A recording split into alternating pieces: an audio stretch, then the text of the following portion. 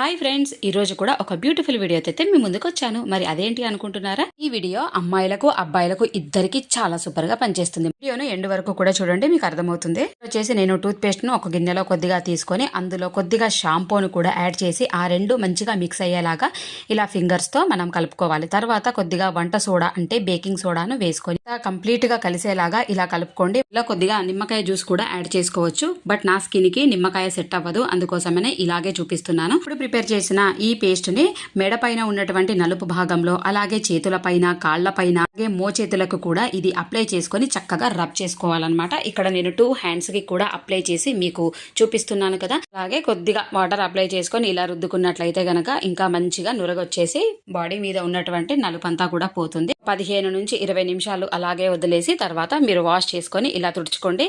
మీకే అర్థమవుతుంది స్కిన్ ఎంత మంచిగా బ్రైట్ అయిందో. వచ్చేసి హ్యాండ్స్ పైన మాయిశ్చరైజర్ గానీ